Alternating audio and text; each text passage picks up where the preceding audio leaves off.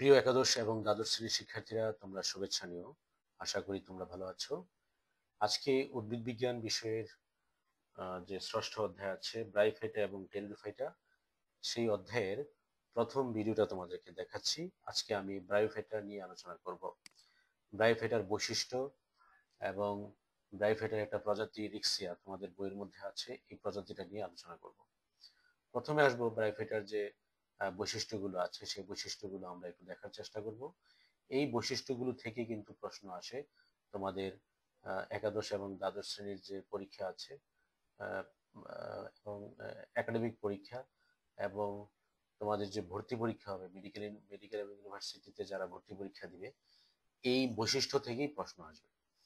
আশা করি এই বৈশিষ্ট্যগুলো বারবার পড়বে এবং বুঝে বুঝে পড়বে, তাহলেই এখান থেকে যে কোনো প্রশ্ন আসুক তুমি অ্যান্সার করতে পারবে। প্রথমে আসো যে ব্রাইফাইটা। ব্রাইফাইটা হলো একটা অপুষ্পক এবং অবীজবী উদ্ভিদ, আমরা যেটা জানি। অর্থাৎ এটার মধ্যে ফুল হয় না এবং বীজ হয় না। ফুল, ফল এবং বীজ হয় না, এজন্য তাদেরকে বলা হচ্ছে অপুষ্পক।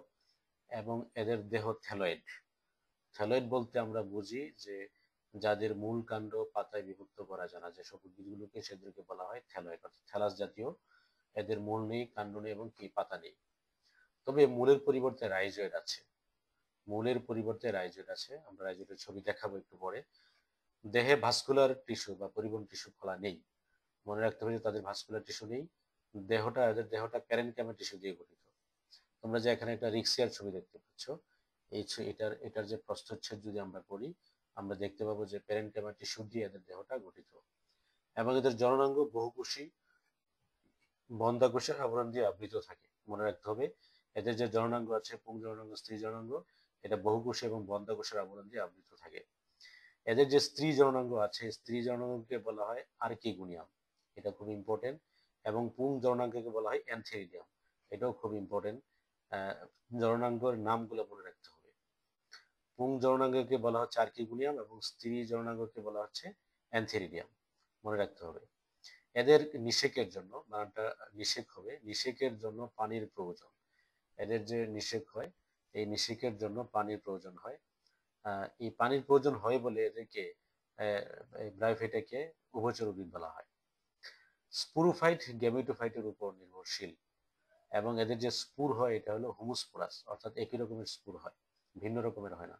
একই রকমের স্পুর হওয়ার কারণে এদের নাম হয়েছে হোমোস্পোরাস। এদের স্পুরকে হোমোস্পোরাস বলা হয়।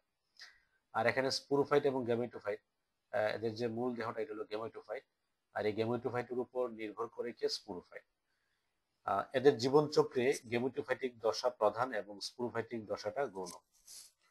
ওদের যে জীবনচক্র হয়, এই জীবনচক্রের মধ্যে দুটি দশা থাকে, একটা হলো গেমেটোফাইটিক দশা আর একটা হলো স্পুরোফাইটিক দশা। গেমেটোফাইটিক দশাটা হলো প্রধান আর স্পুরোফাইটিক দশাটা হলো গৌণ। এই স্পুরোফাইটিক দশাই কি করে গেমেটোফাইটিক দশার উপর নির্ভরশীল। তারপরে তোমরা এখানে রিক্সিয়ার যে থালাসটা দেখতে পাচ্ছ, রিক্সিয়ার একটা বাহ্যিক গঠন দেখানো হয়েছে। আমরা রিক্সিয়ার বৈশিষ্ট্যগুলো একটু দেখি। রিক্সিয়াটা গেমেটোফাইটিক উদ্ভিদ, যেহেতু রিক্সিয়া একটা ব্রায়োফাইটস উদ্ভিদ, সুতরাং এটার দেহটা গেমেটোফাইটিক উদ্ভিদ। দেহ থ্যালয়েড, আমরা জানি থ্যালয়েড বলতে বোঝায় দেহকে মূল কাণ্ড পাতায় বিভক্ত করা যায় না, তাদেরকে থ্যালয়েড বলা হয়। থ্যালাস সবুজ, এই যে ব্রায়োফাইট রিক্সিয়াটা দেখতে পাচ্ছ, এটা সবুজ শায়িত, যেগুলো মাটির সাথে লাগানো অবস্থায় আছে এবং দ্যাগ্র শাখা বিশিষ্ট। এই যে দেখো এখানে দুইটা শাখা আছে, দ্যাগ্র, এখান থেকে একটা শাখা বেরিয়েছে, এখান থেকে একটা শাখা বেরিয়েছে, এই জন্য এটার নাম হয়েছে দ্যাগ্র শাখা বিশিষ্ট। তারপর আছে থ্যালাসের নিম্ন পৃষ্ঠে এককোষী রাইজয়েড এবং বহুকোষী শল্ক বিদ্যমান। আমরা রাইজয়েড এবং শল্কটা এর পরের স্লাইডে দেখাচ্ছি, তোমরা দেখতে পাবে। এগুলো থাকে কোথায়, রাইজয়েড গুলো এবং শল্কগুলো থাকে থ্যালাসের নিম্ন পৃষ্ঠে থাকে। তারপরে আছে কতগুলো থ্যালাস একত্রে গোলাকার ভাবে অবস্থান করে, অর্থাৎ গোলাপের পাপড়ির মতো অবস্থান করে, যে থ্যালাস গুলো একটার সাথে একটা, হ্যাঁ, গোলাপের পাপড়ির মতো অবস্থান করে, গোলাকার ভাবে একত্রে থাকে। আর এটাকে বলা হচ্ছে রোজেট। রোজের শব্দ রোজ থেকে এসেছে, যে গোলাপের পাপড়িগুলো যেভাবে থাকে, এদের অবস্থানটাও শায়িত ভাবে একত্রে এইভাবে থাকে, গোলাপের পাপড়ির মতো, এই জন্য এটার নাম হয়েছে রোজেট। থ্যালাসের উপর পৃষ্ঠে মধ্যশিরা আছে।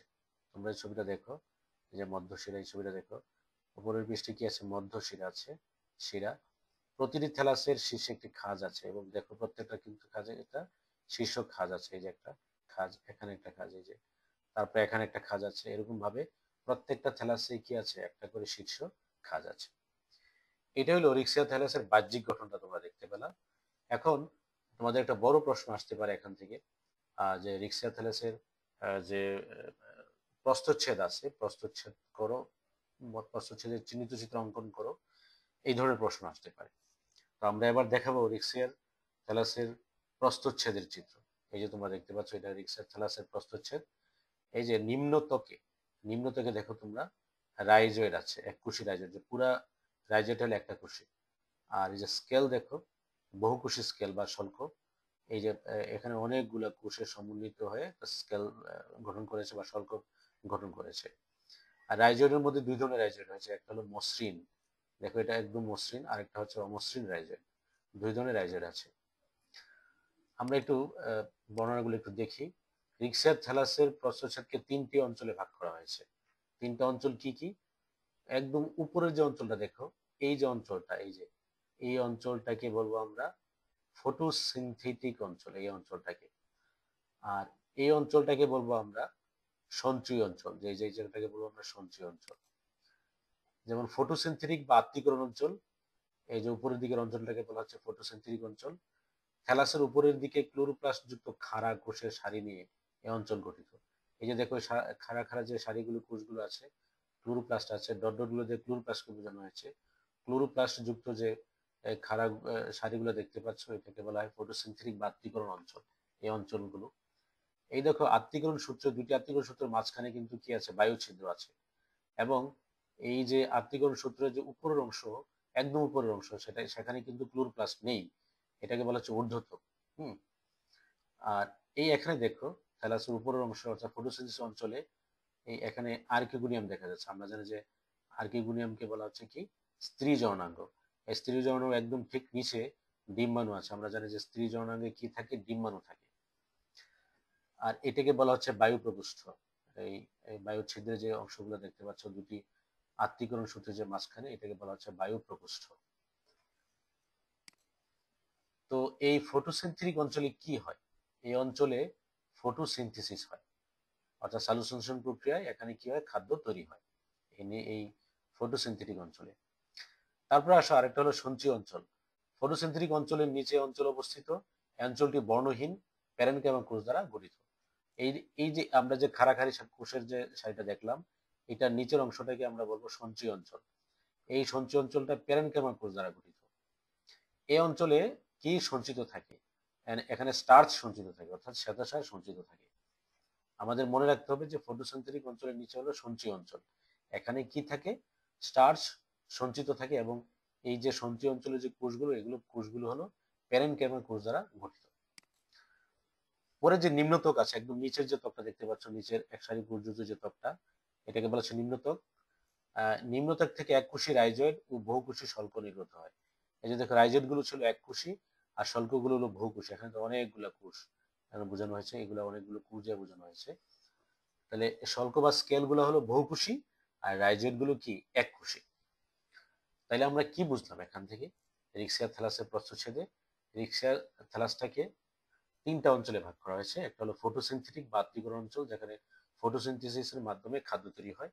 আর একটা সঞ্চয় অঞ্চল, যেখানে শ্বেতসার বা স্টার্চ সঞ্চিত থাকে এবং কোষগুলো প্যারেনকাইমা কোষ দ্বারা গঠিত। এবং এই অঞ্চলটা ফটোসিনথেটিক অঞ্চলের নিচে অঞ্চলে অবস্থিত। আর নিম্নত্বকটা কি? নিম্নত্বকটা হলো একসারি কোষ দিয়ে নিম্নত্বকটা গঠিত। নিম্নত্বক থেকে আমরা জানি যে শল্ক এবং কি এককোষী রাইজয়েড বের হয়েছে। হ্যাঁ, এটা হলো রিক্সিয়া থ্যালাসের প্রস্থচ্ছেদ। তো এই ছিল ব্রাইফেটের প্রথম ভিডিওটা। আমাদের উচ্চ মাধ্যমিক উদ্ভিদ বিজ্ঞানের যে ষষ্ঠ অধ্যায় আছে, ষষ্ঠ অধ্যায়ের ব্রাইফেট এবং টেরিডোফাইটা, ব্রাইফেট এই অধ্যায়ের প্রথম ভিডিও। আশা করি তোমরা এই ভিডিওটা মনোযোগ দিয়ে দেখেছো, এবং পরবর্তীতে আরো ভিডিও পাবা এই টপিকস থেকে, অর্থাৎ এই অধ্যায় থেকে, সেগুলো দেখার চেষ্টা করবা। আজকে এই পর্যন্তই। সবাই ভালো থেকো। ধন্যবাদ।